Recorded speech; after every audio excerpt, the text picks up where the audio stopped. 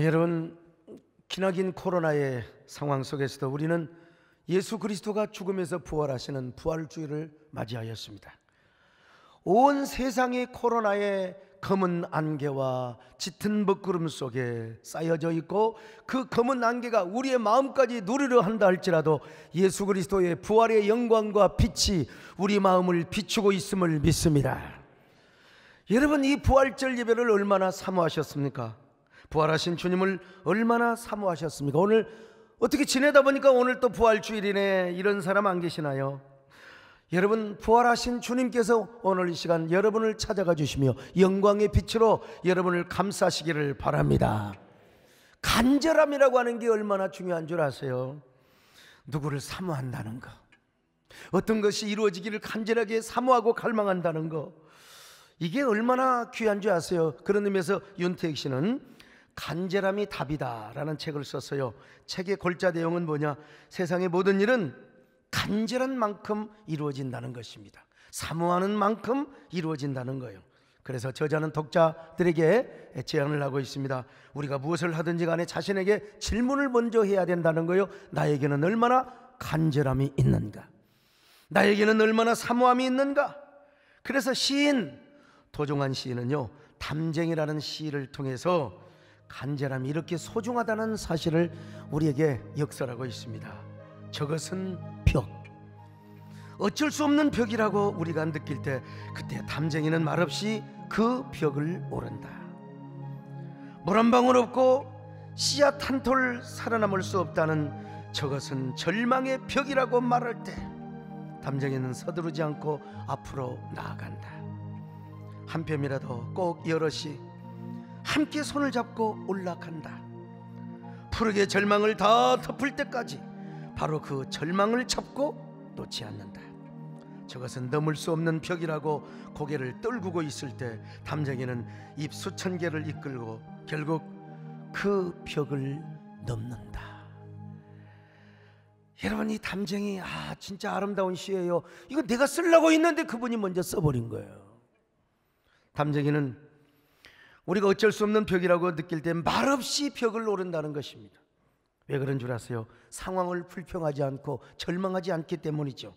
담쟁이는 어떠한 벽이라도 반드시 넘어가겠다는 그런 간절함이 있고 의지가 있고 갈망 사모함이 있었다는 것입니다. 담쟁이의 여린 잎 하나하나, 그 여리고 여린 잎 하나하나, 그 잎사귀에, 그 덩쿨에 간절함이 담겨 있어요. 거친 숨결의 희망, 푸른 사모함이 있어가지고 그 사모함과 간절함 때문에 바로 저 절망의 벽, 고통의 벽, 아니 벽 너머의 세상을 올라가게 되는 것이죠.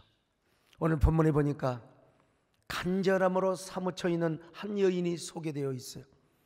우리 예수님을 얼마나 사모하든지, 우리 예수님을 얼마나 갈망했든지 간에 너무나 예수님을 사무쳐 견딜 수 없었던 한 여인이 소개되고 있는데요, 바로 그 여인은 막달라 마리아. 여러분, 과거 그녀가 어떤 여자인 줄 아세요? 7 귀신이 들렸던 여자입니다. 누가복음 8장 2절입니다. 시작. 또한 악귀를 쫓아내심과 병 고침을 받은 어떤 여자들 곧 7 귀신이 나간 자 막달라이니라 하는 마리아와. 7 귀신이 들렸던 여자라, 유대적 표현으로는요, 귀신이 아주 그 속에 드글드글 들끓고 있었다는 거. 7명의 귀신이 아니요, 그냥 얼마나 귀신의 내면에서 막 드글드글 들끓고 있었는지 몰라요. 자, 그런데 이 막달라 마리아를 소개하기 전에 누가복음 7장에서요, 한 죄 많은 여인, 죄 있는 여자를 소개하고 있어요. 근데 이 여자가 자신의 긴 머리카락을 풀어 눈물로 그 발을 닦으면서 옥합을 깨뜨리고 향유를 붓는 장면이 소개되고 있습니다. 누가복음 7장 36절로 38절입니다. 시작. 한 바리새인이 예수께 자기와 함께 잡수시기를 청하니 이에 바리새인의 집에 들어가 앉으셨을 때에 그 동네에 죄를 지은 한 여자가 있어 예수께서 바리새인의 집에 앉아 계심을 알고 향유 담은 옥합을 가지고 와서 예수의 뒤로 그 발 곁에 서서 울며 눈물로 그 발을 적시고 자기 머리털로 닦고 그 발에 입 맞추고 향유를 부으니. 도대체 이 여자는 누구인가? 많은 신약의 학자들이 대부분요, 이 죄 많은 여인과 누가복음 8장에 나오는 막달라 마리아를 일치시키고 있어요. 똑같은 여자라고. 막달라는 어떤 지역인가? 갈릴리 해변을 끼고 있는 도시인데요, 굉장히 큰 도시였습니다. 고고학자들이 막달라 지역을 발굴을 해보니까 지금까지 발견된 곳 중에 가장 큰 회당이 있어요. 가장 큰 회당. 그러니까 회당이 크게 있었다면 그 동네는 엄청나게 큰 도시였다는 것입니다. 우리 옛날 시골에서 마을이 적으면 초등학교도 적었고요, 그리고 마을이 크면 초등학교도 컸잖아요. 더구나 막달라 지역은 갈릴리 바다에서 고기를 잡은 것을 소금으로 염제를 해가지고 절여서 유통을 했던 지역이요, 돈이 많은 도시였어요. 그냥 산업이 발달하고 부유한 도시고, 그리고 유흥업까지 발달했던 도시였습니다. 통상 유대적인 표현으로 죄 많은 여자, 그러면 이건 창녀입니다. 세리, 이것도 죄인이고요. 그렇다면 이 여인은 막달라 지역의 창녀나 혹은 술집 종업원이었다는 것입니다. 그러나 그녀는 화류계에서 많이 돈을 벌었겠죠. 근데 돈은 많이 벌지만 얼마나 허탈하고 얼마나 공허한지 알 수가 없어요. 어쩌면 양심이 가책이 되고 인격의 분열의 현상이 일어났을지도 몰라요. 저녁이면 꽃웃음을 팔지요. 아이고 김 사장님 어서 오세요. 여성스럽지 못해서 죄송합니다만 말이요, 혼자 있을 때는 얼마나 정신적인 공허와 공백 상태를 많이 경험했을지도 몰라요. 뭐라도 말할 수 없는 그 공백의 상태, 허무함과 허탈해, 그걸 뭐라고 표현할 수 있을까요? 우울한 마음이 그냥 파도처럼 몰려온 겁니다. 이런 상태가 축적이 되고 축적이 되다 보니까 스스로 허무주의자가 되고 스스로 염세주의자가 된 것이, 이런 텅 빈 공백의 상태와 우울증을 더 많은 세상의 사치와 쾌락으로 대체 원리를 삼아보려고 하는 겁니다. 쾌락을 누려보고, 요즘으로 보면 돈 많이 가서 쇼핑을 해보고 말이죠. 근데 그러면 그럴수록 더 밑빠진 장독처럼 공허하고 허탈하고 정신적 공백 상태를 느끼게 된 거예요. 이러한 그녀의 연약함을 틈타서 비로소 귀신이 그 속에 들어갔다는 것입니다. 귀신이. 정신과적으로만 보면은요, 깊은 우울증이나 기타 다른 정신질환, 기타 조현병으로 설명할 수 있겠죠. 근데 성경은 뭐라고 말하느냐? 그런 정신질환이 아니라 7 귀신이 그 여자에게 틈타고 있었다는 것입니다. 그녀의 마음과 삶을 온갖 귀신들이 점령을 하게 된 것입니다. 처음에는 우울증이겠지. 그런데 갑자기 발작을 일으킬 때는 자기도 모르게 괴성을 지르고 자기 학대를 하는 겁니다. 그러니까 사람들 보기에 저 여자는 귀신이 들렸어. 더더구나 비가 오고 날씨가 굳을 때는 말이죠, 머리를 부은 채 옷을 반쯤 벗고 괴성을 지르는 거예요. 야! 그러다가 조는 사람 깨라고 지금 소리를 지른 거예요. 그런데 또 날씨가 멀쩡할 때는 내가 언제 그랬냐는 거예요. 도대체 안녕하세요, 안녕하세요. 그러니까 이거 보니까 이게 유대인들이 볼 때 저거 완전히 7 귀신, 완벽하게 귀신이 저 여자를 사로잡고 있다고 생각했어요. 근데 이 여자가 누구를 만났느냐? 어느 날 예수님을 만나게 된 겁니다. 예수님을. 그래서 아까 들린 막달라 마리아가 예수님 앞에 나오자마자 여러분, 그 속에 있는 7 귀신이, 군대 귀신 같은 어마어마한 귀신이 여러분 그냥 바람과 함께 싹 사라졌어요. 그 예수님 앞에 얼마나 요조 숙녀가 되어가지고 예수님 송구합니다, 단숨에 물러가. 그래서 막달라 마리아가 그날부터 예수를 나의 구주 삼고 언제나 내게 세상과 나는 간 것 없고 구속한 주님만 보이게 된 겁니다. 예수님이 누구인 줄 알았어요. 그분은 사람으로 오셔서 본체가 하나님의 아들이라는 사실을 깨달았습니다. 그리고 그분은 장차 자신을 구원하시기 위하여 십자가에 죽을 것을 알았단 말입니다. 그래서 그녀는 예수님을 영접하였습니다. 예수님이 그녀의 삶의 주인이 되었습니다. 그리고 그녀는 온 동네를 다니면서 자신은 예수님을 만나서 자신의 삶이 이렇게 변화되었다고 고백하며 간증하고 다녔던 겁니다. 여러분요, 알았네, 나는 알았네, 이젠 더 피하지 않으리, 주님 앞에가 나를 맡겼네, 진정 깊은 날이니. 알았네, 나는 알았네, 잿빛 생활에 지쳤음을, 세상 쾌락을 왔으나 고통뿐이었다네. 알았네 나는 알았네. 이젠 더 피하지 않으리. 그가 내게 와 나를 구했네. 진정 기쁜 날이네. 이 노래 여러분 18번지로 부르는 분이 우리 남진 장로님이세요. 오늘은 땡땡이를 치셨는데 부산 부활절 연합회에 강사로 가셔서 이 노래를 부르려고 지금 가고 계신 겁니다. 알았네. 남진 장로님도 뭐 얼마나 잿빛 생활이 지쳤겠어요. 그런데 그가 내게 와서 나를 구했네. 진정 기쁜 날일세. 내가 부르면 은혜가 안 되는데요, 남진 장로님 옛날에 다리 떨고 팍팍하고 이런 분이 알았네 나는 주님을 찾았네 하니까 은혜가 되는 거요. 그래 부산 사람들이 지금 오라고 해가지고. 그래서 예수님을 만나고 7 귀신이 물러난 이후부터 막달라 마리아의 삶은 이제 하루하루가 새로워졌습니다. 하루하루가 감격 아주 프레시하고 리프레시하고 그냥 프레시. 영어로 잘 들어보세요. 리프레시. 리프레시. 하루도 예수님의 생각 없이 잠든 적이 없었고 하루도 예수님의 생각 없이 새벽에 눈을 뜨는 날이 없었어요. 웬 은혜 웬 사랑으로 내가 예수님을 알았단 말인가. 내가 어떻게 예수님을 만났단 말인가. 야, 옛것은 지나가고 새것이 되었도다. 나는 이제 주님과 함께 살고 그분을 위해 살리라. 지금까지 벌었던 물질, 소유하였던 재산 나는 그분을 위해 다 바치며 난 헌신하며 살아가리라. 그렇게 마음먹고 있는데 어느 날 예수님이 자기 동네에 또 찾아오신 거예요. 그는 예수님에게 당장 찾아가서 그분에게 자신이 가장 아끼던 옥합을 깨뜨리고 싶었어요. 근데 그 집은 누구냐? 바리새인 시몬의 집이요. 갈까 말까. 여러분, 감동이 오히려 설레임이 모든 애절을 이겨버리는 거예요. 내가 분명히 저 집에 가면 나를 분명히 추악한 죄인이라고 할 텐데 그러면 어떠느냐? 여러분, 믿음으로 가버렸어. 믿음으로 가가지고 여러분 옥합을 깨뜨리는 거, 머리를 풀어가지고 옥합을 깨뜨려 향유를 붓고 발에 입을 맞추며 눈물을 흘리며 주님의 발을 닦고 있었습니다.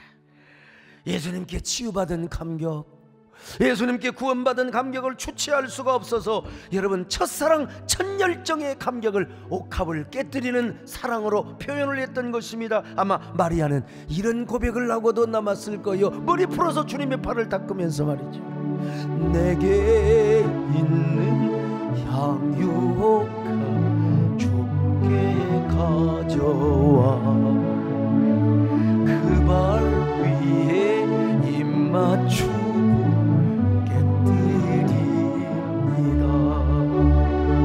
너를 위해 험한 산길 오르신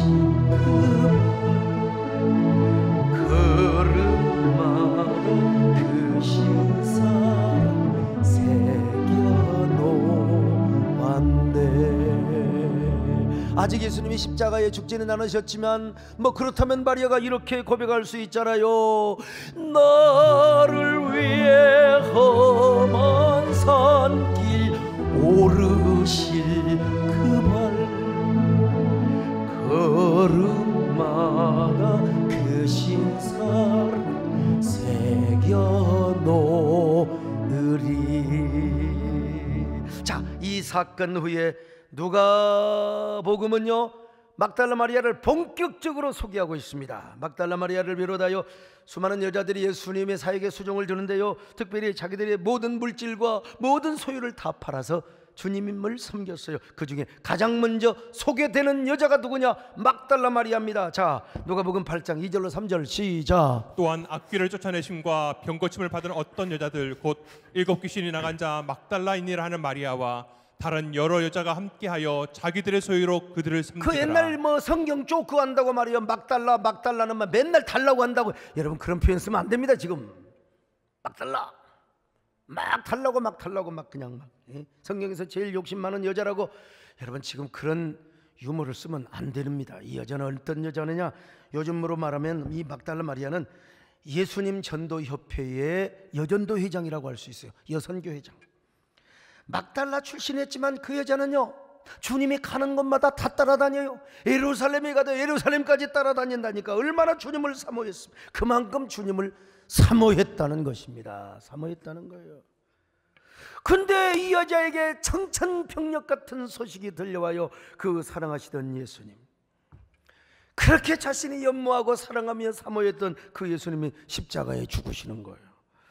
인간적으로는 마리아가 그 길을 가지 말라고 붙잡을 수 있지만은 그 길은 예수님이 가야 할 길이고 하나님 아버지가 가도록 이끄신 길이란 말이죠. 베드로처럼 그런 말을 할 수가 없어요. 그러나 막상 예수님께서 십자가에 달려 죽으시는 그 모습을 보고 마리아는 얼마나 당혹감과 절망감에 빠졌는지를 몰라요.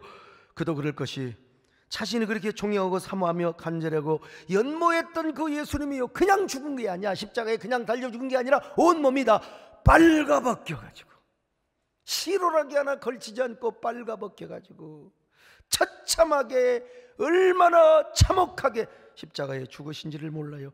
그때 예수님이 십자가에 달린 모습을 보고 애통하며 애도하는 사람이 없어요. 다들 힐쭉거리며 저 봐라, 잘난 체하고 지가 메시아라고 하나님이라고 하더니 저 모양이야, 저 꼴 되지 않느냐고 여러분 다 조롱하고 있어서 이런 상황을 뭉클하는 화가가 그림으로 표현을 한 적이 있습니다. 여러분 보세요. 예수님은 알몸으로 십자가에 달렸습니다. 군중들은요, 예수님을 치근하고 불쌍히 여기는 게 아니라 힐쭉힐쭉거리고 있어요. 잘났다, 그래 잘나다, 저러더니 잘 죽었다 말이죠. 근데 그 무리 가운데 가장 슬퍼하며 울며 애통해하며 가슴을 치는 여자가 있었으니 이 여자가 누구냐? 막달라 마리아입니다. 막달라 마리아. 사람은 시각적인 존재입니다. 시각적인 존재, 그러려니 하는 것과 실제로 그 모습을 보면 저 사람이 어디 가서 이런 죄를 지어, 저 사람이 이런 치욕을 당했다네. 근데 여러분, 말로 듣는 것과 실제로 그 모습을 보는 것과는 완전히 다르는 거예요. 아무리 그녀가 예수님을 하나님의 아들이라고 믿었지만은, 이 땅에 보내신 유일한 메시아라고 믿었지만, 실제로 온몸이 빨가벗긴 채 엘리 엘리라마 사막다니를 외쳤던 그 예수님의 모습을 볼 때 눈뜨고 볼 수가 없었어요. 얼마나 마음에 상처가 되었는지 당혹감과 절망감에 빠질 수밖에 없었어요.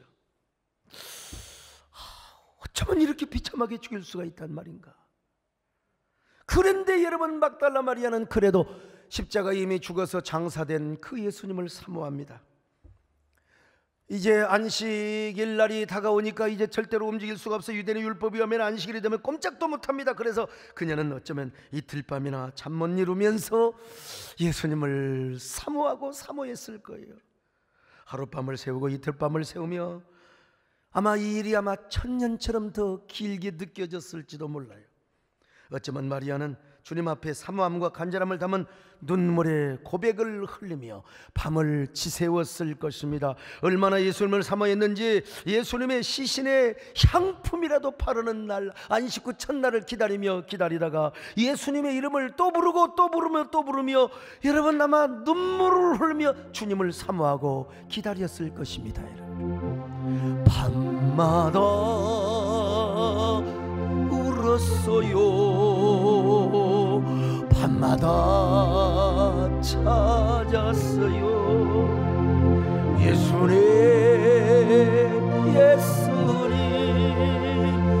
많이도 불렀어요. 십자가 아픔들을 어찌 감당하셨나요?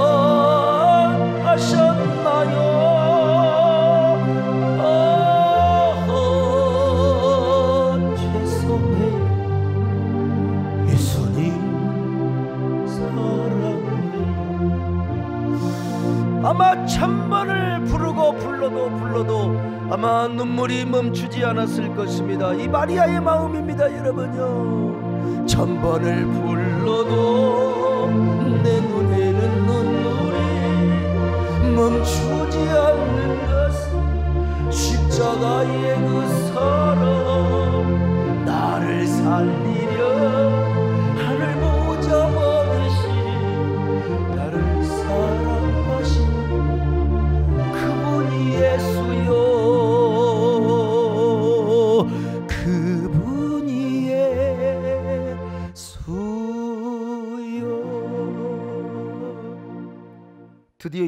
이틀밤을 세웠어. 마침내 안식 후 첫날 그녀는 통이 트기도 전에 주님을 사모하는 마음으로 겁없이 예수님 무덤으로 달려갑니다. 여러분, 당시 예수님이 묻혀있는 것은 오늘날로 말하면 공동묘지나 다름없이. 그런데 새벽 비명이 얼마나 주님을 사모하고 간절하게 사모했으면 향품을 가지고 예수님의 무덤을 찾아갔을까요? 여러분, 우리 여자분들 생각하세요. 아무리 사랑하는 남편, 사랑하는 내 연인, 내 낭군이 죽었어요. 근데 여러분, 저녁에 공동묘지 우리 남편 묻힌 그 무덤에 찾아갈 수 있어요? 찾아갈 수 있어요? 저녁에, 새벽에 찾아갈 수 있어요? 그런 여자 없을 겁니다. 대낮에 찾아가지요. 아니 저녁에 12시, 1시, 2시, 3시 가지고 머리 풀고 아이고 여보 그러면 여러분 옆에서 보는 사람 귀신 나타났다가 다 난리 날 거예요. 김문기 장로님 심장 떨어져요. 아무튼 마리아는 얼마나 주님을 사모했던지 간에 새벽 비명에 예수님 무덤을 향하여 달려갔던 겁니다. 얼마나. 자, 마태복음 28장 1절 시작. 안식일이 다 지나고 안식 후 첫날이 되려는 새벽에 막달라 마리아와 다른 마리아가 무덤을 보려고 갔더니. 여러분, 그렇습니다. 간절함은 두려움을 이깁니다. 사모함은 모든 공포를 이기게 되어 있어요. 그래서 막달라 마리아는 다른 몇 여인과 함께 예수님의 무덤으로 달려갔어요. 근데 예수님 무덤에 달려갔는데 예수님이 안 보여. 그의 시신은 보이지가 않습니다. 예수님의 시신은 온데간데 없고 양쪽에 하늘의 천사들이 앉아 있어요. 하늘의 천사들이 앉아 있어요. 자, 마태복음 28장 2절입니다. 시작. 큰 지진이 나며 주의 천사가 하늘로부터 내려와 돌을 굴려내고 그 위에 앉았는데. 천사가 뭐라고 말합니까? 어찌하여 산자를 이곳에서 찾느냐? 그분은 여기 계시지 않는다. He's not here. 예수님이 십자가에 죽으시기 전에 말씀하신 대로 그는 여기 계시지 않고 다시 살아났단다. He's risen. 자, 성경을 확인해 봐요. 마태복음 28장 6절입니다. 시작. 그가 여기 계시지 않고 그가 말씀하시던 대로 살아나셨느니라. 와서 그가 누우셨던 것을 보라. 자, 여러분, 그 천사들의 말을 들은 막달라 마리아와 다른 여인들은 막 두려웠습니다. 여러분, 두려워. 예수님 시신에다가 향품을 바르려고 왔는데 두려웠어요. 여러분, 예수님은 죽음으로 끝나지 않았습니다. 그는 죽음에서 부활하신 것입니다. 무덤문을 박살내시고 사망의 권세를 깨뜨리시고 무덤에서 부활하신 날이 여러분 오늘 부활주일인 줄로 믿습니다. 예수님이 평소에 수없이 말씀하신 대로 그는 부활의 계산 장군이 되어 사망 권세를 깨뜨리셨습니다.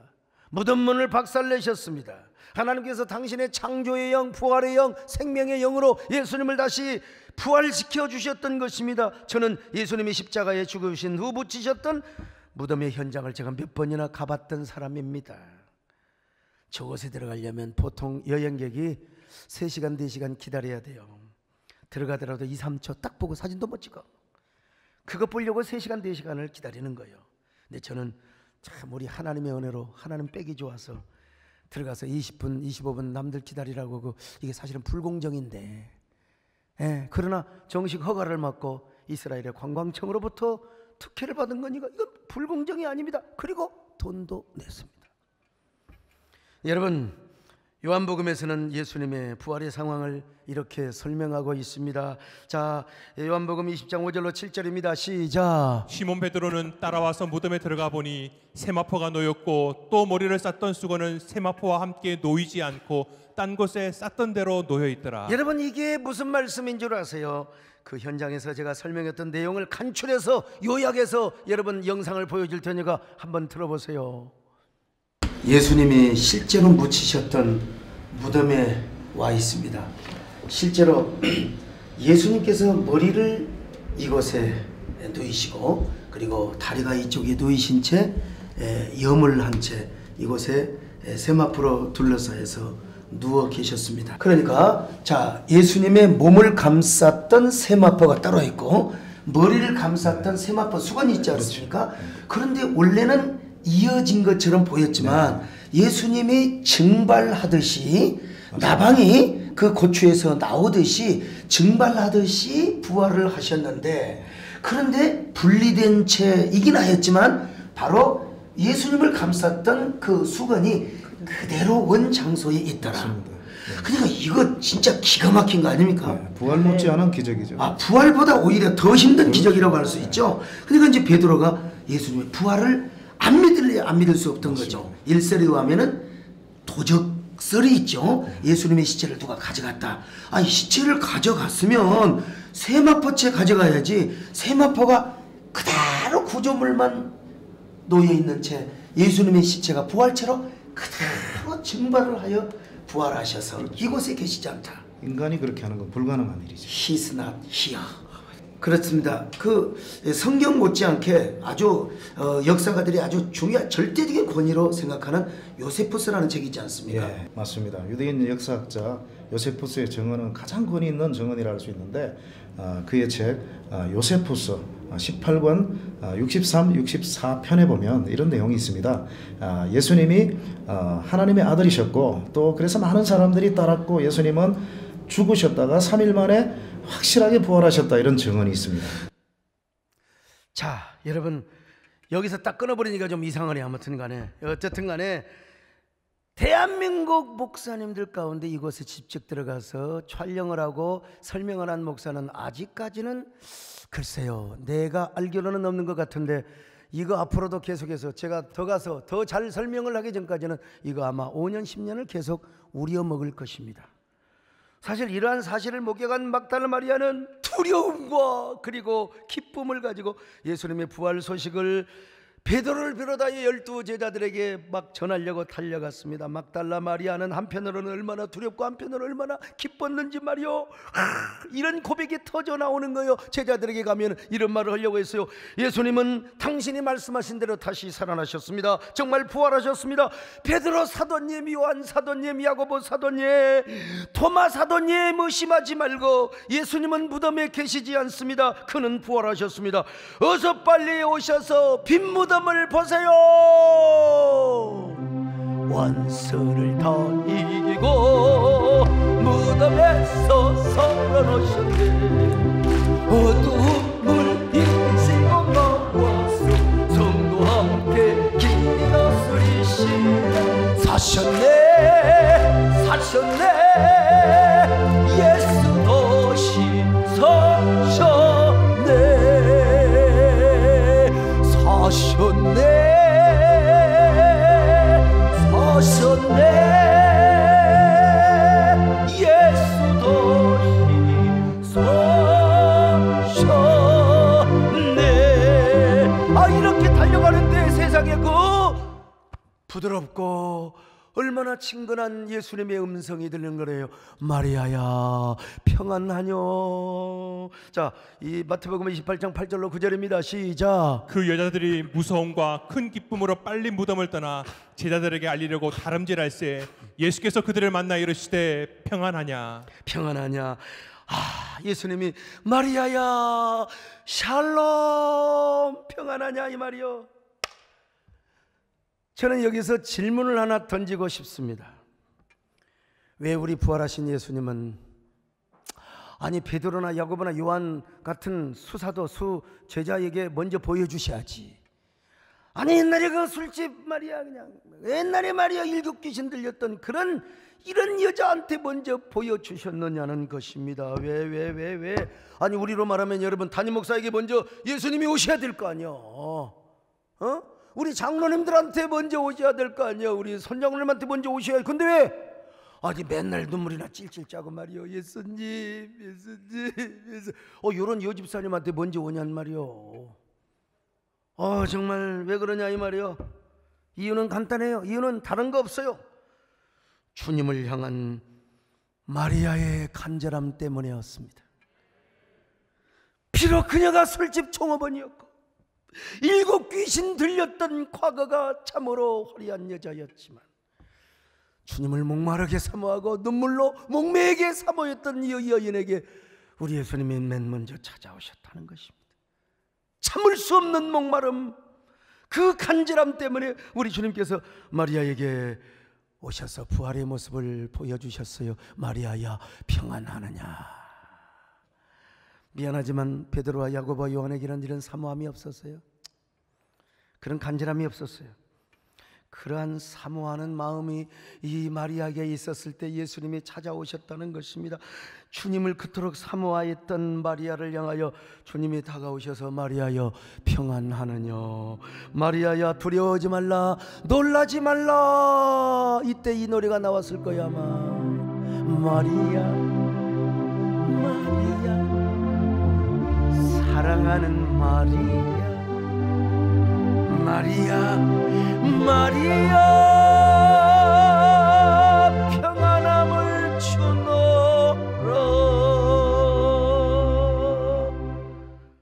피그말리온이라는 그리스 신화 이야기가 있어요. 피그말리온이라는 조각가가 아름다운 여인상, 자기가 이상적으로 생기는 그 여인상을 육체를 조각을 했어요. 보니까 한 번 보고 두 번 보고 자꾸만 보고 싶어.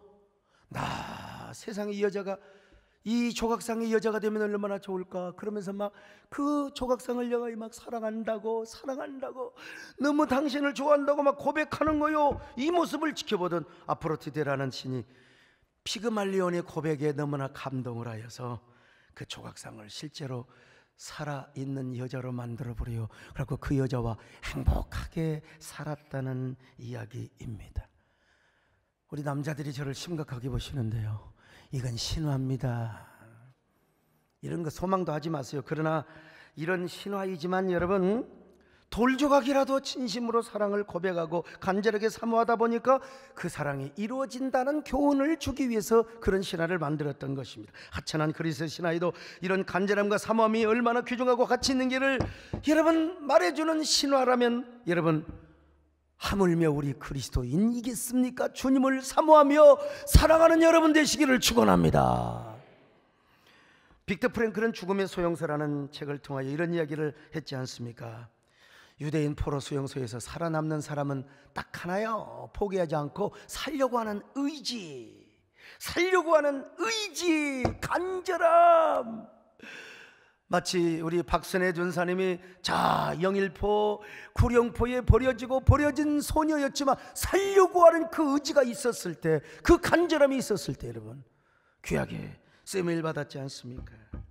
오늘 여러분에게도 여러분 간절함이 있기를 바랍니다. 여러분 병이 들어도 살려는 간절함이 있기를 바랍니다.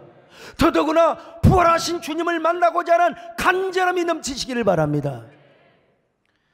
뿐만 아니라 러시아의 노벨 문학상 수상자인 솔제니친도 그런 이야기를 했습니다. 이반 데니소비치의 하루라는 책을 썼는데, 이 책에 스탈린 시대에 이 중죄인들을 어떻게 다스렸느냐, 중죄수에게 야 이쪽에다가 벽돌을 쌓아라. 벽돌을 딱 쌓아놨어요. 그러면 이 공산당 아새끼가 또 와가지고 다 무너뜨려버려. 이쪽에다 쌓아.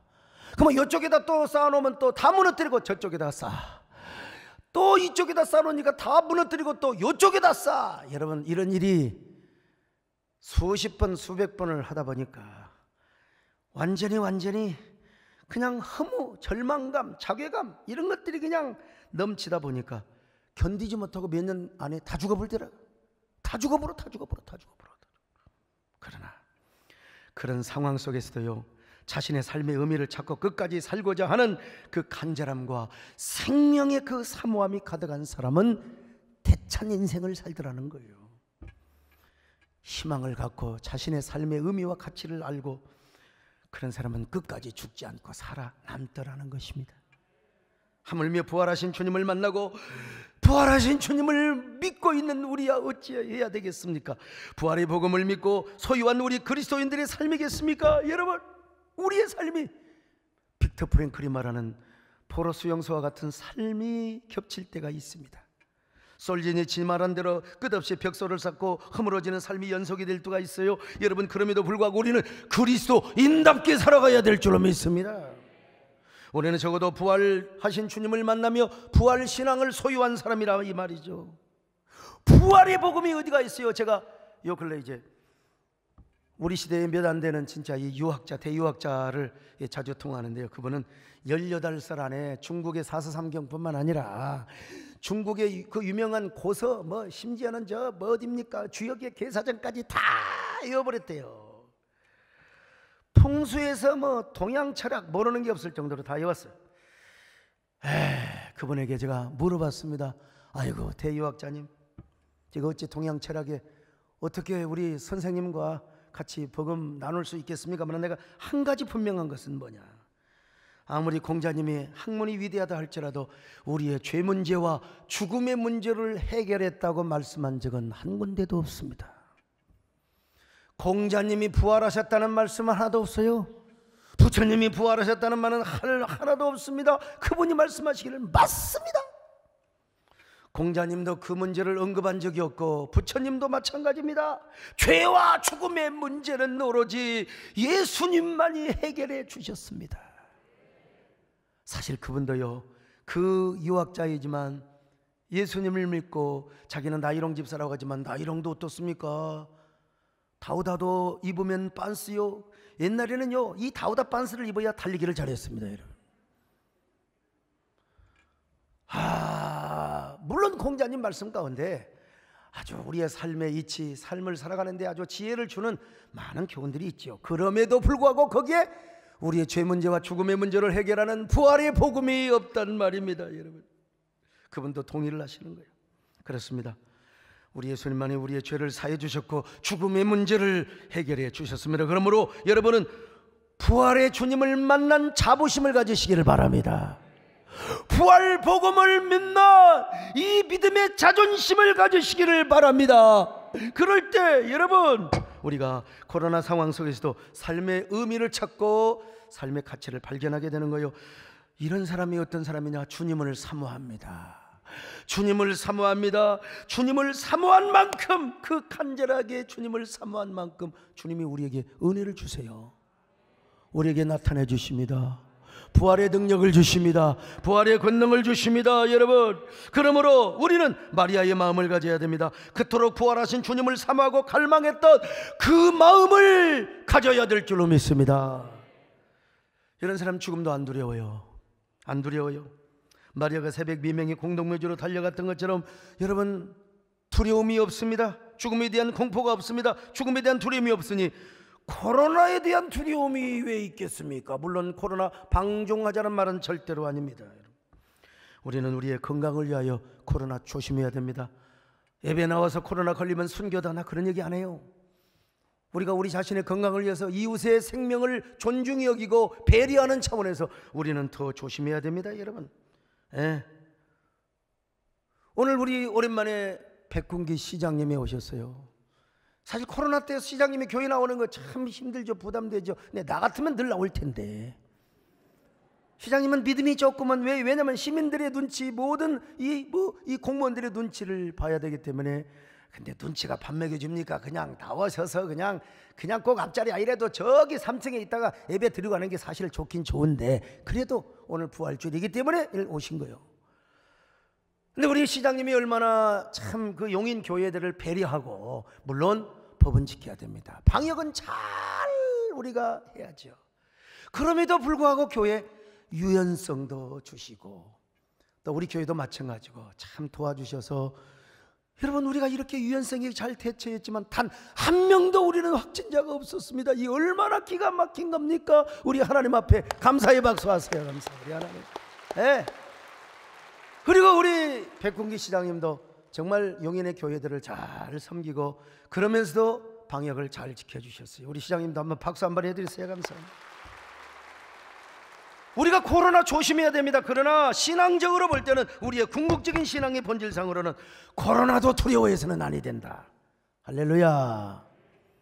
초대교회 당시 이교도들은 아픈 자들을 내쫓고 병들어 죽기도 전에 거리에다 다 쫓아버렸어요, 이 나쁜 사람들. 근데 우리 그리스도인들은 그 사람들을 찾아가서 떡과 물을 주면서 그들을 보살펴 줬어요.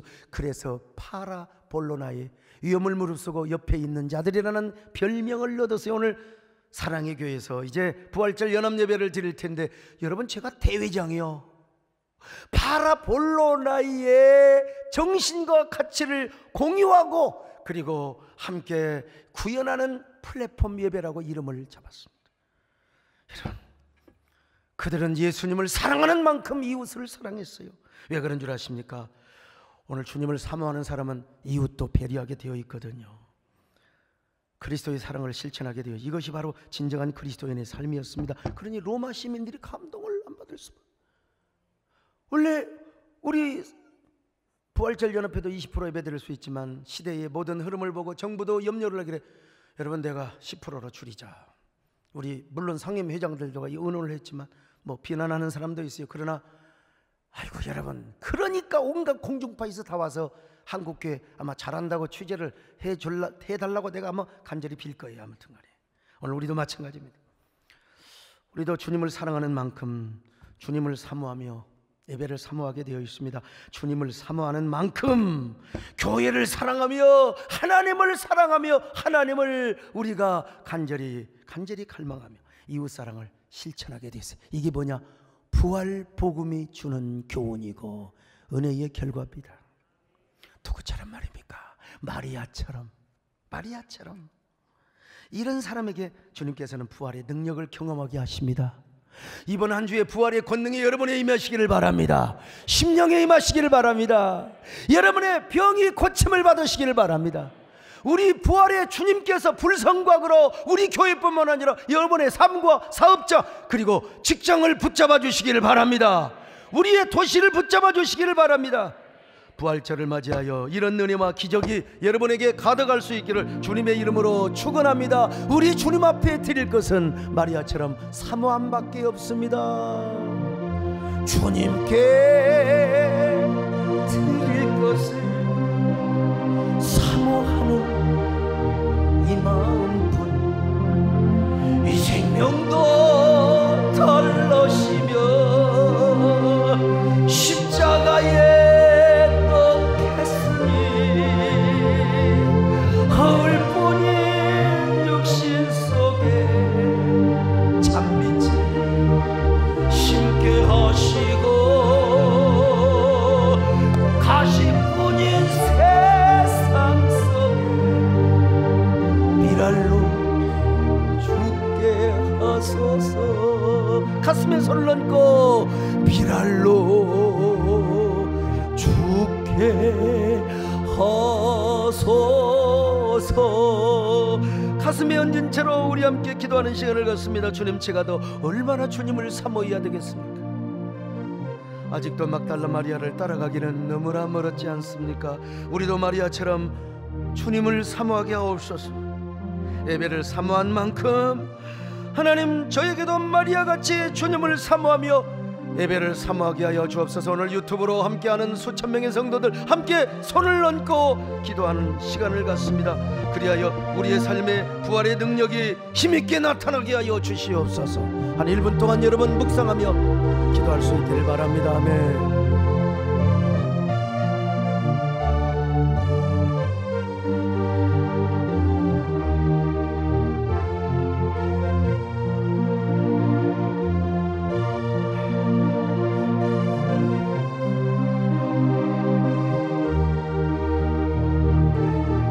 주님께 드릴 것은 사모하는 마음뿐입니다. 이 생명도 달라하시면 십자가에 놓겠사오니 부활의 능력과 부활의 권능과 부활의 그 권세를 우리에게 허락하여 주시고 마지막 날에 우리 모두가 부활의 주인공으로 일어나게 하여 주시옵소서. 주님께 드릴 것은 함께 부릅니다. 주님께 드릴 것을 사모하는 이 마음, 이 생명도 털러시며 십자가에 꺾였으니 하울뿐인 육신 속에 참빛을 심게 하시며 가시뿐인 세상